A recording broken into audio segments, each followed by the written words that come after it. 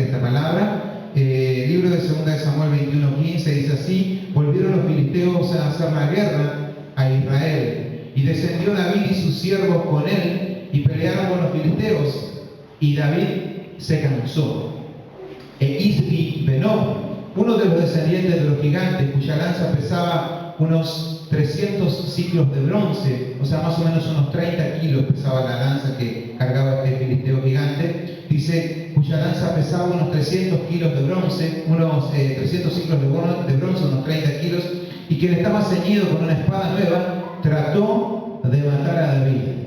Mas Abisai, es uno de los 30 valientes de David, jefe de los 30 valientes, de los soldados de élite de David, mas Abisai, hijo de Sarbia, llegó en su ayuda e hirió al filisteo y lo mató. Entonces los hombres de David le juraron diciendo: nunca más de aquí en adelante saldrás con nosotros a la batalla, no sea que apagues la lámpara de Israel. ¿Cuántos creen que es palabra de Dios? ¿Pueden decir amén? ¿Sabe qué? Es curioso este pasaje donde en esta situación a David lo comparan con la lámpara del templo, con la lámpara que alumbraba en el templo del tabernáculo, y en el templo de Salomón había un candelabro de oro. Hoy en día hay una réplica en Jerusalén, que están preparando el tercer templo, hay una réplica hecha, ¿no es cierto? Si no, te la puede buscar por internet para saber cuál es.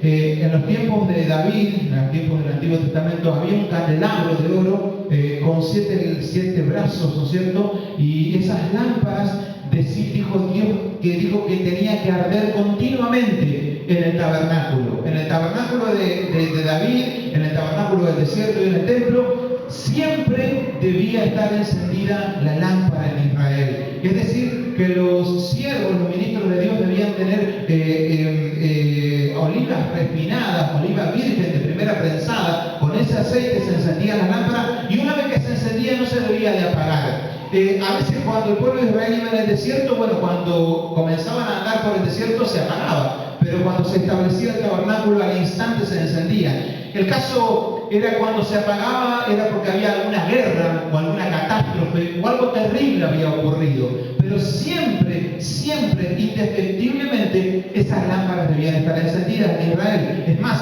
hay un milagro, hay una fiesta judía que celebran hasta el día de hoy que habla de las lámparas de Israel, ¿no es cierto? Y la celebran los judíos hasta el día de hoy, que se llama la fiesta de Hanukkah o la fiesta de las luces. Se celebra más o menos para el tiempo de Navidad. Ellos van encendiendo un candelabro, cada día una velita del candelabro. Esos son los judíos hasta el día de hoy. Esa fiesta no está en la Biblia, no pertenece al tiempo bíblico, porque pertenece al tiempo intertestamentario. Usted cuando vio el Antiguo Testamento, tiene el Antiguo Testamento, termina en Malaquías, Zacarías, Malaquías, y luego comienza el Nuevo Testamento en Mateo. Desde Malaquías hasta Mateo pasan unos 300, 400 años. En ese tiempo no hay Biblia, no se escribió nada, ¿no es cierto? Pero sí hubo historia. En esa historia, en ese tiempo, ocurre la fiesta de Hanukkah, o el milagro de Hanukkah, o el milagro de la fiesta de las luces. Si bien no está en la Biblia, el milagro es real y lo celebran hasta el día de hoy los judíos. Y hay cantidad de datos extrabíblicos que hablan de lo que ocurrió. ¿Qué había ocurrido? El pueblo de Israel, como tantas veces había alejado del Señor y había sido invadido, y el templo había sido tomado por un rey muy perverso, que también lo nombra la Biblia, que se llamó Antíoco Epífanes. Ese hombre llenó el templo de idolatría, y para Dios la idolatría es abominación. Y dice que llenó aquel templo de idolatría, contaminó el templo, se suspendió el sacrificio y el tabernáculo, la adoración y la alabanza. Y dice que ocurrió eso en un tiempo de apostasía terrible. Eso ocurre en el medio de los dos testamentos. Y en ese momento los judíos se vuelven a buscar a Dios y comienzan a orar y a clamar, y se levantan en armas, con poquitas armas, contra aquel rey grande y perverso que era Antíoco Epífanes. Y con el milagro de Dios vencen al rey, a ese rey perverso. No solo eso, sino que conquistan nuevamente la fortaleza de Jerusalén y se establecen en el tabernáculo. De eso habla la fiesta de Hanukkah, por ahí cuando la escuche de los judíos, que la celebran hasta el día de hoy. Y entonces ellos van al templo, limpian el templo, los israelitas, y se preparan para adorar a Dios. Ponen los panes de la proposición, arman el arca, preparan todas las cosas y van al candelabro, porque tenían que encender el candelabro. ¿Qué sucede cuando van a encender el candelabro? No había aceite en Israel, era tiempo de guerra, y había solamente una redoma de aceite oculta por el sumo sacerdote. El aceite, la cantidad de aceite de oliva virgen que había era un poquito, era suficiente para mantener ardiendo el candelabro un día. Entonces ellos, si ponían ese aceite y encendían el candelabro iba a estar prendido un día nada más. Y ellos no sabían cuánto tiempo iban a tardar hasta conseguir la oliva virgen para ponerle al candelabro y encender con ese combustible, porque no se debía encender de ninguna otra forma. Entonces ellos debaten, aparentemente eso ya no se sabe bien, pero hay unos rabinos que debaten, y un rabino dice, encendemos y se va a apagar el candelabro. Y eso es símbolo malo si se apaga el candelabro. ¿Qué vamos a hacer? Y dice que un sabio rabino, de los famosos de ellos, se para y dice una famosa frase, y dice, siempre que una lámpara se pueda encender, se tiene que encender. No importa si está encendida un día, si está encendida 2 días o si está encendida 3 días. Cuando nosotros tenemos que encender una lámpara, debemos encenderla. ¿Cuántos dicen amén? Siempre que vos tengas que predicar, predicar. Siempre que vos tengas que sembrar, sembrar. Siempre que vos tengas que invitar a alguien a la iglesia, invítalo. Siempre que vos puedas encender una lámpara, encendela, porque no sabes si vas a tener otra oportunidad. Y dice la Biblia, no dice la Biblia, sino que cuenta la historia, que este rabino habló sabiamente. Y le ponen el aceite al candelabro y lo encienden en el templo de Jerusalén. Y dice que esa noche apareció prendido el templo, ¿no es cierto?, encendido con las lámparas, y los judíos que venían desde lejos, al ver el templo iluminado, decían, otra vez Dios está visitando a su pueblo. Otra vez Dios, hay luz en Israel. Y venían cantando y venían gozándose, y quedó preencendido la lámpara un día y toda la noche. Y al otro día siguió encendida y no se apagó. Y siguió encendida toda la noche. Y a la noche, cuando venían los caminantes de lejos, miraban en el monte de Jerusalén que la lámpara estaba encendida. Y estuvo todo el día encendido durante el tercer día. Y ya los judíos se comenzaban a alegrar y decían, está ocurriendo un milagro. Y comenzaron a alabar y a adorar a Dios. Y los judíos que venían decían, vemos la lámpara que está encendida en el templo. Esa es la fiesta de Hanukkah. Y dicen que al tercer día, al cuarto día, al quinto día, no se apagaba la lámpara. Al sexto día, al séptimo día, al octavo día vuelven los que habían venido de buscar el aceite en otro lado y traen el aceite y ven que milagrosamente en la lámpara y el candelabro estaba encendido porque Dios lo había sustentado. La lámpara seguía encendida y un milagro había ocurrido. Es el milagro de Hanukkah, es el milagro de la fiesta de las luces. ¿Qué te quiero decir con esto? Habla de que cada vez que vos debas encender una lámpara, encendela. El otro milagro, lo otro que dice Hanukkah es que por pequeña que sea tu luz, esa luz pequeña puede correr una gran oscuridad y puede hacer aparecer un gran milagro. Lo primero que te quiero decir en esta noche, siempre que debas encender una luz, encendela. Siempre que tengas que invitar a alguien a la iglesia, nunca te canses. Siempre que tengas que visitar a alguien, visítalo. Siempre que tengas que encender una lámpara, nunca te olvides de encender una lámpara, porque hay un milagro grande escondido en esa iluminación que vos estás por hacer. ¿Cuántos dicen amén? Amén. Lo segundo que te quiero decir en esta noche es que lo que ocurre en este pasaje, dice la Biblia que Dios ungió a David desde Samuel 16. Dice que cuando va Samuel a ungir a David, dice que agarra aceite, agarra una redoma de aceite y la derrama sobre la cabeza de David. Por eso el aceite es símbolo de unción bíblica. La derrama sobre la cabeza de David. Y desde el día que cae ese aceite sobre la cabeza de David, dice que desde ese día, dice la Biblia, la presencia de Dios estuvo con David. Y dice que David nunca más fue el mismo, sino que en cada lugar donde se movía, la gente se dio cuenta de que la presencia de Dios estaba con David. A tal punto que cuando David tocaba el arpa, él tocaba un instrumento llamado el arpa, cuando él tocaba el arpa, milagros ocurrían. Por eso nosotros entendemos que la música no es carnal, la música es espiritual. Y cuando David tocaba el arpa, los demonios huían. Y dice que había unos demonios que atormentaban al rey Saúl, pero cuando David tocaba su música, los demonios se iban. Así como hay música que trae demonios o trae cosas malas, Cuando vos pones música de Dios, cuando vos escuchás música cristiana, cuando vos escuchás música ungida, los demonios huyen y tiemblan. ¿Cuántos dicen amén? Porque donde está la presencia de Dios hay libertad. Por eso cuando los siervos de Dios, aún cuando los músicos están tocando, vos sos una lámpara encendida de Dios. Y esto va para los músicos: cuando vos tocas, no te sorprendas si hay alguien es sanado, si alguien es liberado, si un paralítico es levantado, si los demonios huyen. Porque dice la Biblia que cuando la unción de Dios está en uno, milagros ocurren. ¿Cuántos dicen amén? Y el aceite de Dios está sobre tu cabeza. Y dice la palabra de Dios que aquella pequeña lámpara que comenzó a encenderse en Israel, que era David, dice que todos veían la gloria de Dios. Y en ese tiempo los gigantes aún caían. Los demonios eran derribados. Y Dios hizo un milagro tremendo cuando vino el Goliat gigante a matar a David. Y David lo derribó.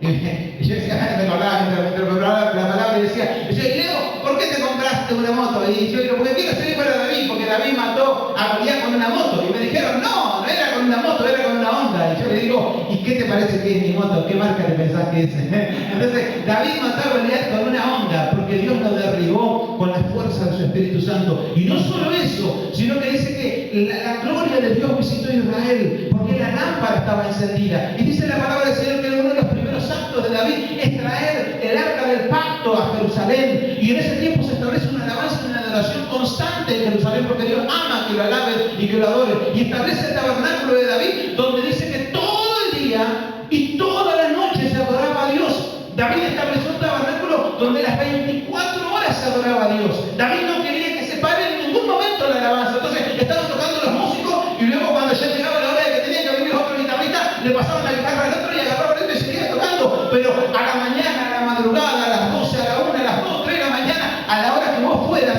la gloria de Dios estaba en el templo. Y no solo eso, que había bendición espiritual, sino que había profecías, había palabra, había unción. Israel era amado por todos, había abundancia material, la gente vivía bien, vivía en prosperidad. Y no solo eso, sino que David era un guerrero y cuando iba a la guerra, todos los enemigos eran derrotados. No importaba por dónde salía, porque Dios le daba la victoria. Y es en este pasaje donde nosotros vemos, donde en una de esas batallas, ya David era grande, ya era viejo, y se va en una de las batallas, y en ese momento es donde acá ocurre este pasaje. Parece que David estaba cansado, estaban peleando, pero él estaba ahí, en la batalla. Y parece que medio que se durmió, no sé qué medio se adormiló. Y el diablo, como es cochino, dice que un gigante de los endemoniados, Isbibenó, un gigante, un tipo de más de 3 metros, un gigante terrible. Imagínense que la Biblia da a entender que la fuerza que tenía, dice que la lanza que él cargaba en su mano, no pesaba 1 kilo o 2, pesaba más de 30 kilos. Para que te den una idea, una bolsa de cal pesa 25 kilos. Si él tenía una lanza de 30 kilos en su mano, significaba que él agarraba una bolsa de cal y la lanzaba más de 50 metros. Imagínense la fuerza que tenía ese hombre. Era una máquina de matar. Y cuando lo ve a David dormido, o que estaba ahí medio adormilado, dice que había oportunidad y se lanza contra él. Como un asesino que era Isbibenó en medio de la guerra. Entonces los valientes de David, gracias a Dios, está Abisai, hijo de Sarvia, uno de los 30 valientes de los soldados de élite de David. Lo rodean a David, lo cubren y lo protegen y matan al gigante. Ahora lo curioso es que estos 30 valientes de David, entre ellos y Abisai, hijo de Sarvia, que mata al gigante, cuando habla la historia de los 30 valientes, este era uno de los jefes, dice que no le tenían miedo a nada. No temblaban por nada, no tenían miedo ni a los gigantes ni a los demonios, peleaban con osos, peleaban contra ejércitos, ellos eran tipos despiadados, eran hombres de guerra. Pero ese día ellos se asustaron. Ese día ellos tuvieron miedo, porque cuando ellos ven que el gigante va a matar a David, dicen que ellos temblaron y le agarró pánico. Y en ese momento le dicen, David, lo protege de los cuales. David dice, cuídate, cúbrete, no sea que se apague la lámpara de Israel. No sea que se extinga esta llama que hay en Israel. Cuídate, David. Tú eres una lámpara, Israel. Gracias a Dios, David se cubrió, Dios lo bendijo, Dios lo guardó. Y esa lámpara de David iluminó muchos años en Jerusalén. Y el país fue próspero, el país fue bendecido. Pero qué triste que es cuando una llama se apaga, Cuando una llama de parte de Dios se extingue. La Biblia habla de otro hombre, de un varón de Dios, el cual fue Juan el Bautista.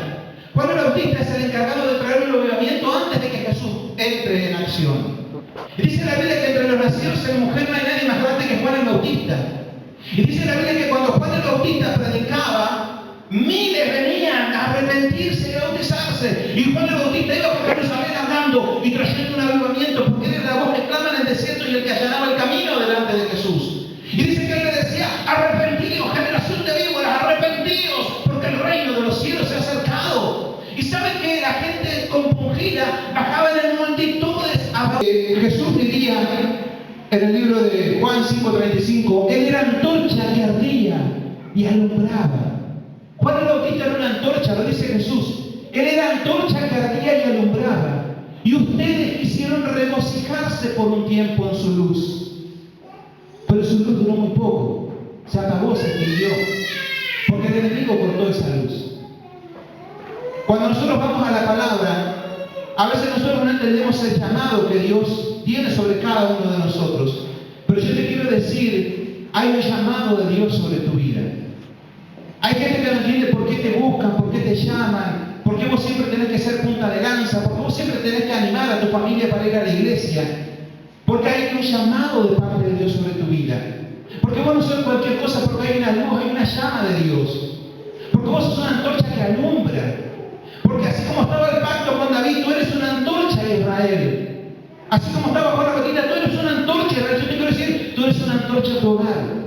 Tú eres una luz que alumbra a tu familia, a tu casa, a tu barrio, en el lugar donde te moves, aún en la escuela. Quiere Dios que nunca faltes, porque tal vez ese día será la antorcha. La Biblia habla de los jueces. Y yo siento esta palabra, por eso usted entiéndala y tómela. Es una palabra sencilla, pero la Biblia habla en el tiempo de los jueces, donde dice que los jueces, Dios los ungía y esa antorcha iluminaba. Uno de los más prominentes es Sansón. La Biblia habla de que Sansón, él era una antorcha de Israel también. Y que la gloria de Dios lo cubría a él y la gente, por eso la gente lo seguía. Y se cubría, decían: Sansón, gobiérnanos, cúbrenos. Sansón juzgó a Israel durante 20 años.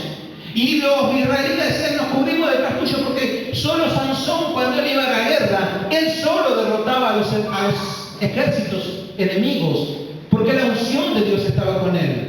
Sansón es prototipo de la unción del Espíritu Santo, aún es prototipo de Cristo en ciertas partes, porque la Biblia dice que un día lo quieren encerrar en una ciudad y cierran las puertas, y Sansón no le hace caso, pero el otro día se levanta y agarra las puertas de una muralla tremenda, arranca los marcos, arranca las puertas, las carga sobre sus hombros, las puertas del monte Hebrón, y las lleva al monte y las rompe, y habla de Cristo cuando rompe las mismas puertas del infierno. Por eso Sansón es aún tipo de Cristo. Pero Sansón nunca entendió su llamado. Y algunos piensan que en el pelo de él estaba su fuerza. Yo te quiero decir, no. Sansón tenía un llamado a ser nazareo. Y el tema con el pelo es que él había quebrantado todos los votos nazareos. Él no tenía que tocar cosas inmundas, él tenía que mantenerse puro, no tenía que emborracharse, todo lo que él hacía. Él andaba borracho, hacía cualquier cosa Sansón. Rompió todos los votos nazareos habidos y por haber. Pero solamente había un voto nazareo que Sansón no había roto, que el nazareo tenía que mantener su cabello largo. Entonces Dios como que dijo: mientras Sansón tenga su cabello largo, yo tengo algo de que agarrarme, dijo Dios, ¿no es cierto?, para no soltarle la mano, para no alejarme de él. Mientras Sansón tenga su cabello largo, Dios como que decía: todavía yo puedo decir que es nazareo, todavía puedo cubrirlo. Y es así que Sansón no fue derrotado con un ejército ni con grande gente, sino que fue conquistado por una mujer llamada Dalila, la cual lo traiciona, ¿no es cierto? Y un triste día, en las rodillas de Dalila, a él le cortan su cabello, porque él nunca había valorado lo que Dios le dio. Y dice uno de los pasajes más tristes en la Biblia, donde dice que cuando le cortan el cabello a Sansón, él estaba durmiendo sobre las rodillas de Dalila. Y en ese momento vienen los filisteos a querer atacar a Sansón. Y cuando se abalanzan sobre Sansón, dice la Biblia que Sansón dice: pero estos filisteos nunca entienden, ¿qué van a poder contra mí? Y se levanta Sansón, Y dice, y se dijo, esta vez saldré como las otras veces, y los venceré. Pero él no sabía que ya Jehová se había apartado de él. Ya Dios no estaba con él. Y ya esa llama, esa antorcha se había extinguido. Y cuando Sansón se levanta ya no tenía fuerza. Tenía una fuerza normal. Porque no era Sansón, era el Espíritu Santo de Dios sobre su vida. ¿Cuántos dicen amén? Hay gente que está preocupada por tener el último celular, por tener la última zapatilla, por tener el último auto, como si fuera lo más importante. Lo más glorioso y lo más maravilloso que vos podés tener en tu vida y que no tiene precio es la presencia de Dios sobre tu vida. Y que esa llama no se extinga. Porque el día de mañana, si esa llama se extingue, yo te quiero decir, tú eres una antorcha, Israel. Tú eres una antorcha para tu casa. Tú eres una antorcha para tu familia. Tú eres la luz que está iluminando en un hogar. Y si hay algunos que no están o que no van a estar en algún lugar, ese lugar va a estar en la oscuridad. Y me acordaba, un poquito más no me voy con esta palabra, no voy a ir mucho, pero me acordaba de algo tremendo para que vos entiendas, que algo que yo me decía, decirle a mi pueblo que ellos son antorcha, que tú eres valioso. Hay gente que piensa que no es valioso o que no vale nada. O no sabe, dice, pero yo ¿cómo? Y a veces no nos damos cuenta de la unción que Dios nos dio. O de que ciudades son bendecidas por tu mano. O que colegios son bendecidos por tu mano. O que barrios son bendecidos por tu mano. O que familias son bendecidas por tu mano. O que hay lugares que son bendecidos porque vos estás ahí como una antorcha que alumbra. Como alguien que ora, como alguien que proclama la palabra. La semana pasada, hace 2 semanas fuimos a Bellavista. Es una de las ciudades que más visitamos nosotros con Johnny y que más conocemos. Una ciudad de gloria en Bellavista. Nosotros hemos ido a dar una vuelta acá con la iglesia. Ahí se celebraron los 100 años de la iglesia en Corrientes con un gran festejo, tremendo. Bellavista es una ciudad de avivamiento, una ciudad de gloria, una ciudad de abundancia, una ciudad de prosperidad. Ahí se celebró también donde se dio la colación del grupo de danzas de fuego y espada que se hizo en aquella ciudad. Y fue glorioso, y fue tremendo. Es una ciudad maravillosa. Nosotros hace 2 semanas volvimos a él después de mucho tiempo que no íbamos, después de varios años. Pero cuando entramos en aquella ciudad, le cuento algo, cuando entramos en aquella ciudad así, y con yo le decíamos, hay algo raro. Caminábamos por la calle, hay algo raro. Cruzamos por la plaza, no hay tanta gente en la plaza. Fuimos a la costa los que han ido, hay varios hermanos acá que han ido, lleno siempre la costa. Mira, había nigeriano, brasilero, paraguayo, uruguayo, de todas partes del mundo vendiendo cosas ahí en la costa. Mi hermano Carlos se iba a decir no había nadie. Sí, es verdad, ahora no había nadie. Fuimos por la costa y mirábamos con Joaquín. Algo está raro, decíamos nosotros. Y fuimos a la playa ahí. Y dijimos, capaz que porque sea invierno. Pero nosotros habíamos ido en invierno. Nunca se detenía la ciudad. No tenía invierno, no tenía verano. Siempre estaba llena. Ahora las mesas daban vuelta. Y hicimos algo raro. Bueno, después nos preparamos para venir. Y cuando cruzamos de vuelta por la plaza, de pronto nos acordamos.